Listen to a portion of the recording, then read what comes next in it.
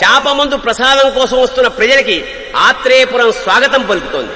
ఉబ్బసం మొదలుకొని డాక్టర్లు నయం చేయలేని రోగాల్ని, మందులే లేని జబ్బుల్ని కూడా నయం చేస్తూ తన హస్తవాసితో హస్తినాపురం దాకా తెలిసిన వ్యక్తి మా జయనారాయణ గారు అని మా నాన్న స్నేహితుడైన ఆర్ఎంపీ డాక్టర్ మాత్రమే కాదు, ఆ చుట్టుపక్కల ఊళ్ళో ప్రజలందరూ నమ్మేవారు.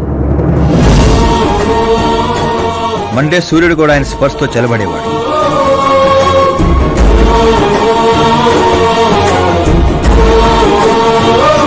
అయ్యా నమస్కారం. మీ నమ్మకమే నయం చేస్తుంది.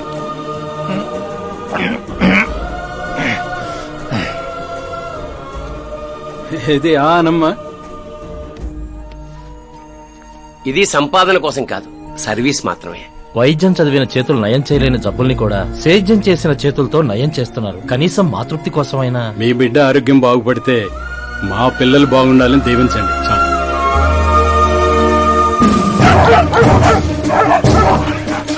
మా నాన్న సేవలను గుర్తించి పార్టీ హైకమాండే మా ఇంటికి వచ్చింది.